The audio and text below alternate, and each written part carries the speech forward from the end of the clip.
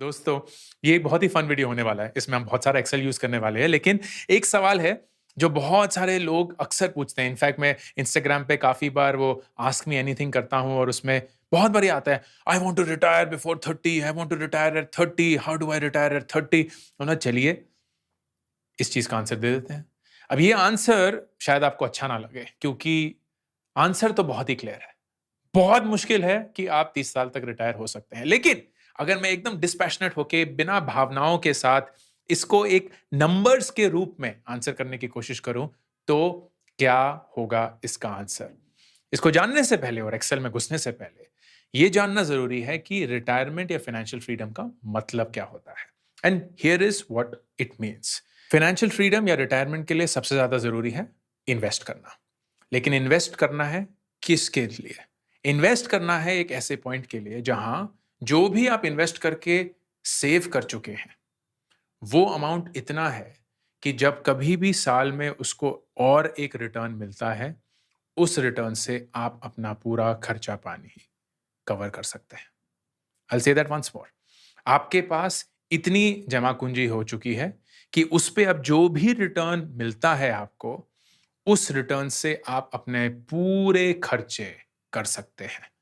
For example, अगर आपका महीने का खर्चा फर्ज करिए 10,000 रुपए है और आपके पास बैंक में 10 लाख रुपए हैं, फर्ज करिए 10 लाख रुपए पे अगर आप कुछ भी करके साल के 10% या 12% कमा सकते हैं, तो आप एक साल में कितना कमाएंगे 10 लाख रुपए पे?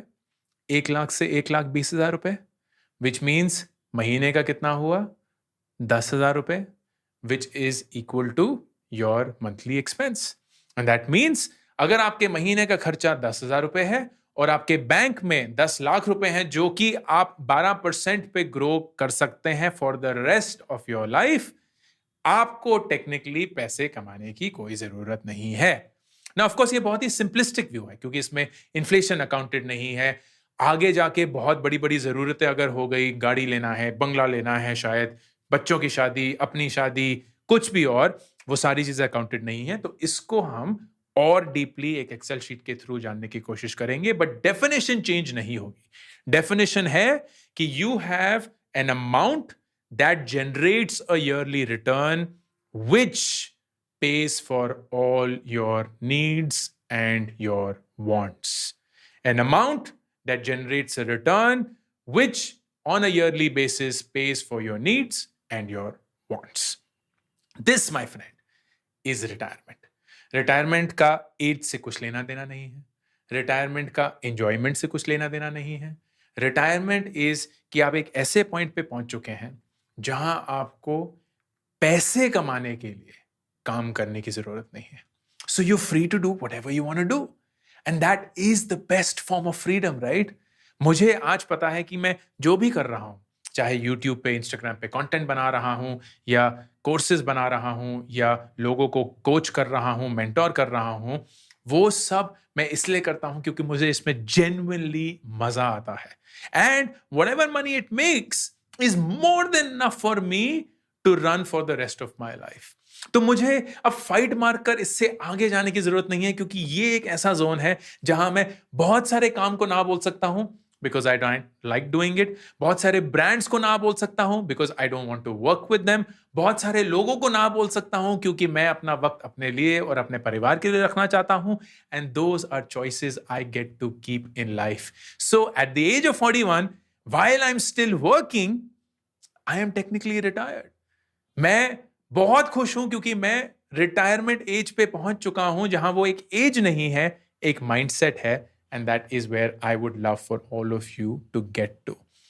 That will happen once you have financial freedom. कैसे? एक्सेल शीट में घुसते हैं। सो ये मैंने एक शीट बनाई हुई है। ये कैसे बनाई है वो इतना जानना जरूरी नहीं है, लेकिन इसके जो जो भी ढांचे हैं वो उसमें आपको मैं दिखाना चाहता हूं। सबसे पहला, आपकी करंट एज कितनी है? लेट्स अज्यूम कि आप 20 साल के हैं। ये बाय द वे किसी भी साल के लिए हो सकता है, तो ऐसा मत सोचिए कि अरे मैं तो 28 का हूं तो अब मैं 30 तक कैसे रिटायर करूंगा, या क्या मैं 2 साल में रिटायर कर सकता हूं? नहीं होने वाला है। नंबर्स आपको बता देंगे, but you can add any number and that is absolutely fine. जो सारे numbers which are in green, वो आपके वेरिएबल्स हैं जो आप ऐड कर सकते हैं। तो आई विल अज्यूम कि आप 20 साल के हैं और आप 30 साल तक रिटायर करना चाहते हैं, which is your retirement age. आपके आज के मंथली एक्सपेंसेस कितने हैं? तो आप आज कितना खर्चा करते हैं towards your needs and your wants? ये इन्वेस्टमेंट का खर्चा इंक्लूडेड नहीं करता है। जो भी आपके खर्चे हैं, जो आपकी ज़रूरतें हैं, आपका रेंट हो गया, आपका पानी का बिल हो गया, बिजली का बिल हो गया, फ़ोन का बिल हो गया, खाने का बिल हो गया, वो सारी चीज़ें प्लस आपकी जो इच्छाएँ हैं, इच्छाएँ जो थोड़ी सीमित रूप में हैं। ये नहीं कि बंगला हो, गाड़ी हो, शान हो, शौकत हो, जो भी सीमित रूप में आपकी इच्छाएँ हैं, उनको पूरा करना है, क्योंकि ऑफ कोर्स योगी या साधु बाबा बन के नहीं ज़िंदगी जीनी है। कुछ ना कुछ तो चाहिए है, एक अच्छा फ़ोन होना चाहिए, अच्छी चीज़ें होनी चाहिए, वो सब करिए। लेकिन ये नहीं कि प्राइवेट जेट कब आएगा, क्योंकि 30 साल तक रिटायर करना है और अंकुर वारी को नेक्स्ट शीट बना के दी है, तो उसके लिए तो उनको काम करनी पड़ेगी, मुझे नहीं काम करना पड़ेगा। I don't know why I sound like an American who is not an American. Okay, तो आपका महीने का खर्चा, एंड देन जब आप रिटायर करेंगे, which is in this case 30 साल, उस समय पे आपको क्या लगता है आपके महीने का खर्चा कितना होगा? Now this is 1,50,000 not when you are 30, this is 1,50,000 as per today's amount. 30 साल की उम्र में, मतलब 10 साल के बाद, ये 1,50,000 रुपए जो होंगे बहुत ज्यादा होंगे क्योंकि इन्फ्लेशन। लेकिन आज का जो आप 40,000 रुपए खर्च करते हैं, आपको क्या लगता है कि 10 साल के बाद आज के पैसे में आप कितने खर्च कर रहे होंगे? नेचुरली आपकी जरूरतें बढ़ चुकी होंगी, आपकी ख्वाहिशें भी बढ़ चुकी होंगी, शायद आपका एक परिवार भी होगा, तो खर्चा थोड़ा ज्यादा होगा। That is what you have to put in here. I will just calculate for you कि ईयरली इंक्रीज कितना है, but that is of course not something which is so important. ये इंपॉर्टेंट है कि आपका एक्सपेक्टेड इंक्रीज पोस्ट रिटायरमेंट कितना है, and that means कि जो भी आपका ये खर्चा है 1,50,000 रुपए का, ये आपको क्या लगता है साल में कितने प्रतिशत या परसेंटेज से ग्रो करेगा? अगेन, इन्फ्लेशन को अकाउंट मत लीजिएगा क्योंकि इन्फ्लेशन एडजस्टेड अमाउंट है सारे। आपको ये बताना है कि अगर आज की डेट में मेरे 1,50,000 रुपए खर्च होंगे जब मैं 30 इयर्स का होऊंगा, तो हर साल वो 1.5 कितने परसेंट से ग्रो करेगा? मैंने 3% एज्यूम किया है क्योंकि इतनी तेजी से भी नहीं ग्रो करना चाहिए, वरना तो कोई फायदा नहीं है। Now starts your investing journey. तो जो आप 40,000 रुपए महीने में अभी खर्च करते हैं, उसके बियॉन्ड आपको इन्वेस्ट भी करना है, क्योंकि तभी आप रिटायर हो सकते हैं। एंड दैट मीन्स कि आपको उस इन्वेस्टमेंट को कहीं ना कहीं डालना होगा to generate a certain return. उसके बारे में हम बात करेंगे। सबसे पहला, लमसम अमाउंट। क्या कोई ऐसा खर्चा है जो शायद आपके माँ बाप ने आपके लिए अलग से रखा हो या आपको मिल गया हो थ्रू व्हाटएवर, राखी, इंटर्नशिप, फ्रीलांसिंग, कुछ भी, whatever is it that you have got through जन्मदिन, दादा नानी सब ने पैसे दे दिए हैं, वो आपने डाले हैं। लेट्स अज्यूम कि आपके पास 1,00,000 रुपए हैं जो आपके माँ बाप ने और आपके रिश्तेदारों ने आपने खुद फाइट मार के इकट्ठे कर दिए हैं, और वो 20 साल की उम्र में आप डाल देते हैं। इसके बाद आप एक मंथली एसआईपी भी करते हैं, सिस्टमैटिक इन्वेस्टमेंट प्लान, एक ऐसा जो कि बिल्कुल पूरी शिद्दत के साथ आप हर महीने इन्वेस्ट करेंगे। कहां करना है वो मैं बताऊंगा, लेकिन आप इन्वेस्ट करेंगे। That will be in this 10,000 rupees. And then, अब ये 10,000 रुपए तो आप हर साल नहीं डालेंगे, हर महीने कुछ तो बढ़ना ही चाहिए क्योंकि आपकी तनख्वाह बढ़ेगी, नेचुरली आपके एक्सपेंसेस भी बढ़ रहे हैं, तो उसके अकॉर्डिंग आपको ये भी बढ़ाना पड़ेगा। तो आप बोलते हैं कि साल में मैं इसको 10% से बढ़ाऊंगा, विच मीन्स पहले साल में हर महीने 10,000 रुपए डालूंगा, अगले साल से मैं इस 10 के 11,000 रुपए डालूंगा, which is an increase of 10%, and ऐसे ही चलता रहेगा। फिर आता है द मोस्ट इंपॉर्टेंट थिंग कि आप इस इन्वेस्टमेंट को, जो कि 1,00,000 रुपए है और 10,000 रुपए महीना है, कितने से ग्रो कर सकते हैं। अगर आप एफडी करते हैं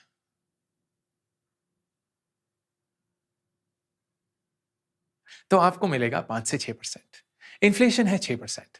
तो अगर आप एफडी करके 30 साल की उम्र में रिटायर करना चाहते हैं, तो प्लीज यूट्यूब से स्विच ऑफ करके सिर्फ लॉटरी की टिकट खरीदिए, क्योंकि उसी से हो सकता है।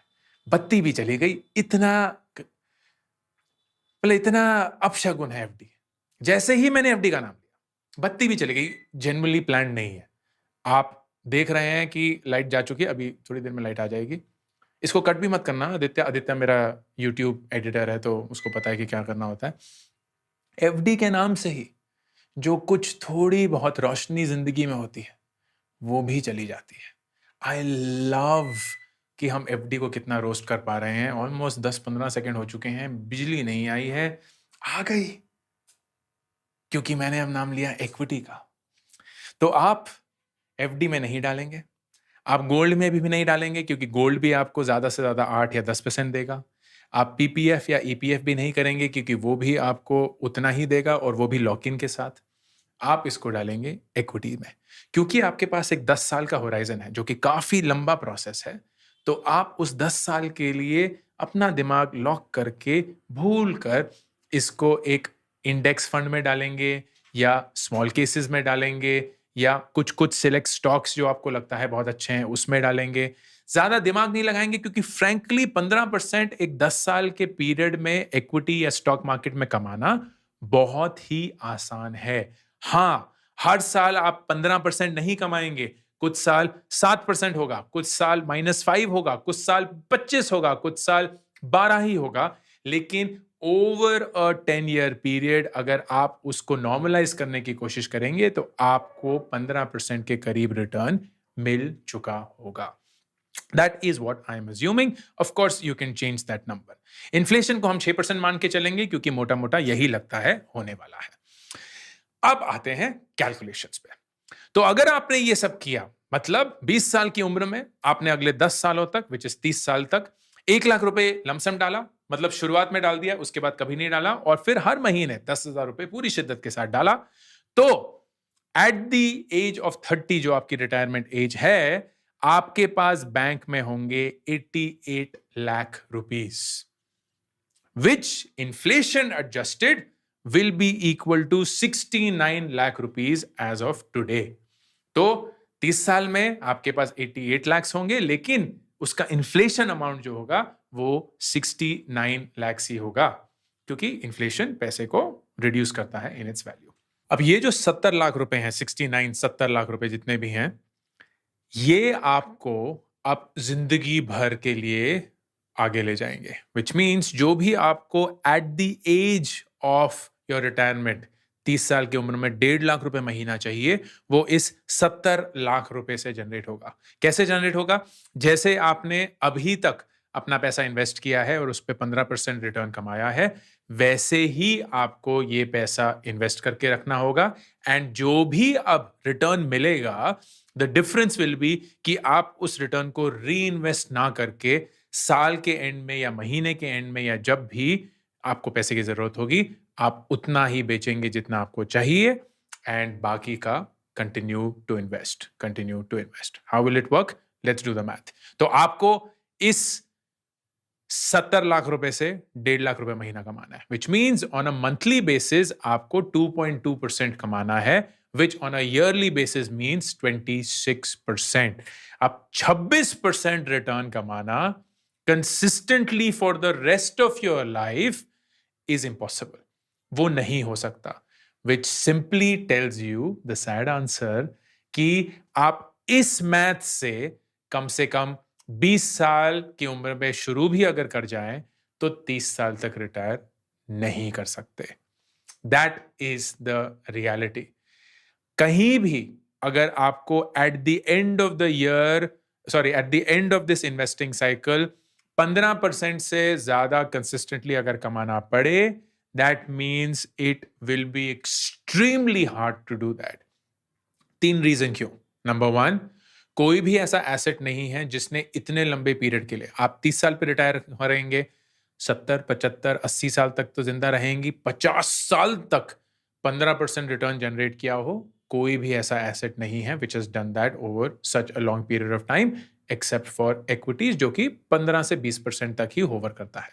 Number 2, all of those assets जो इतना हाई रिटर्न जनरेट करते भी हैं वो वॉलेटाइल होते हैं, विच मीन्स वो ऊपर जाते हैं, नीचे जाते हैं, ऊपर जाते हैं, नीचे जाते हैं, क्योंकि अब आपकी पूरी जिंदगी इस रिटर्न पे निर्भर करती है। इसमें आप प्रेडिक्टेबिलिटी चाहते हैं।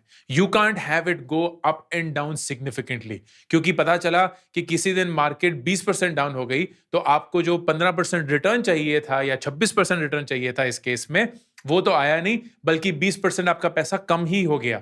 तो क्या आप उस साल जिएंगे नहीं? नहीं, right? Because these are your needs and your wants, it can't happen like that. तो जितना ज्यादा रिटर्न आप एक्सपेक्ट करेंगे उतनी ही ज्यादा वॉलेटिलिटी आएगी, विच मीन्स कम से कम रिटर्न, कम से कम रिटर्न, रिटर्न नहीं, रिटर्न आपको फोकस करना होगा। That is the way that it will work. So let me show you how through a simple tweak you can get there. आप बोलते हैं यार 30 साल तक रिटायर जो करना है उसको थोड़ा सा रियलिस्टिक बनाते हैं, let's make it 35 years।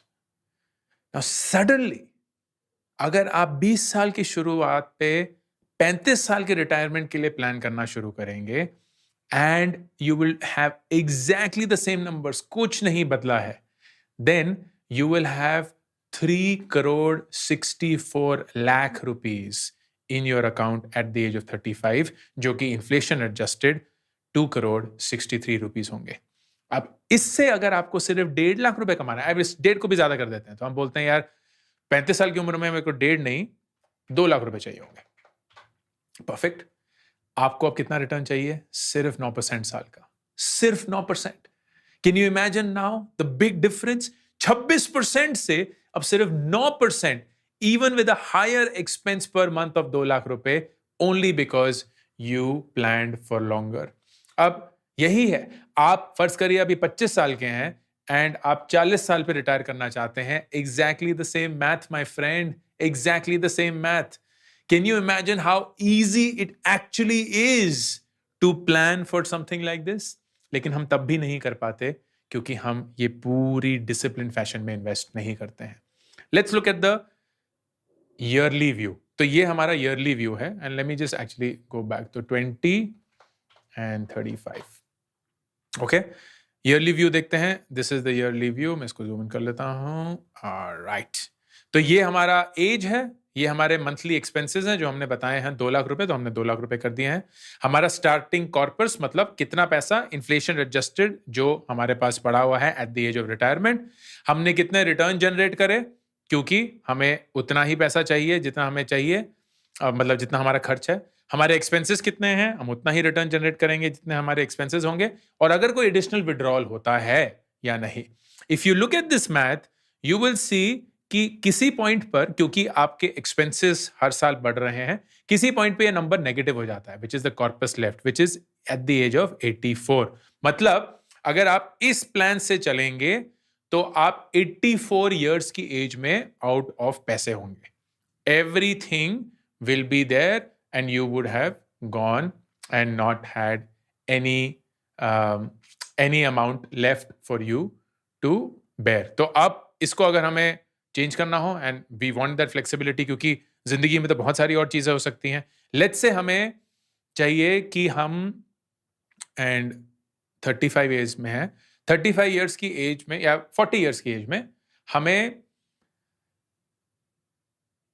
40 lakh रुपए चाहिए फॉर आवर किड्स एजुकेशन। ठीक है, फर्ज करते हैं। एंड देन 50 इयर्स में हमें लेट्स से कुछ और भी चाहिए, 50 लाख रुपए और चाहिए। ठीक है, आई एम नॉट अज्यूमिंग कि किस लिए चाहिए क्या होगा। देन नाउ यूल सी, अरे वाह नहीं सॉरी, ओ शिट ये तो अब 57 इयर्स में ही खत्म हो गया।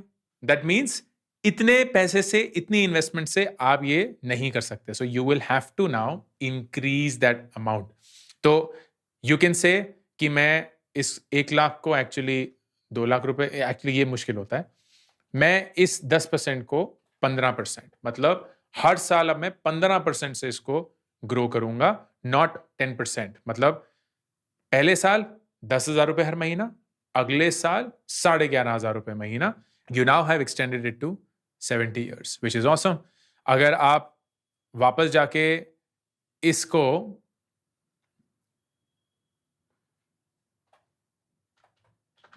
15,000 कर देते हैं, then you will see suddenly you have extended it to 89 years.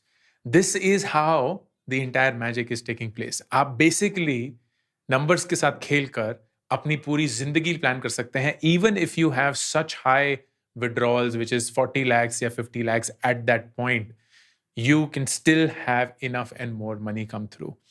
This is how it simply works. हर एक चीज कम्स डाउन टू आपके फाइनेंशियल गोल्स, आपकी ज़िंदगी में कौन से पॉइंट पर आपको कितना अमाउंट एक्सपेक्टेड चाहिए अपने लिए, and it comes with the discipline of investing money every single month. If nothing, I hope you have seen कि 25 साल की उम्र में शुरू करके 40 साल में भी आप रिटायर कर सकते हैं वेरी हेल्दी मैनर में. अगर आप सिर्फ 1 लाख रुपए से शुरू करेंगे, 15,000 रुपए हर महीने डालेंगे और उसको हर साल 15% पे ग्रो करेंगे with a return generator of 15%, which over 15 years should be very, very easy to do. If you're able to do that, आपके पास at the end of 40 years 8 crore रुपए होंगे, इन्फ्लेशन एडजस्टेड 6 करोड़ रुपए, जिसको अगर आप 4% पे भी हर साल ग्रो करेंगे, you will never need any more money in your life for anything else. You have successfully retired because of financial freedom. I hope this was useful. कोई भी अगर इस पे सवाल हो, ये एक्सेल शीट मैंने पिन कर दिया है कमेंट में, तो प्लीज मुझसे पूछना ना भूलें. I wish you happy goal planning, I wish you happy investing. I genuinely wish कि आप 40 साल से पहले ही रिटायर हो जाएं, एंड प्लीज पैसे के पीछे ना भागते हुए अपने वक्त के पीछे भागे, because that's frankly the only thing that is most valuable in the world. बाकी हर एक चीज वापस आ सकती है, बीता हुआ वक्त नहीं. On that note, Ankur Warikoo signing off.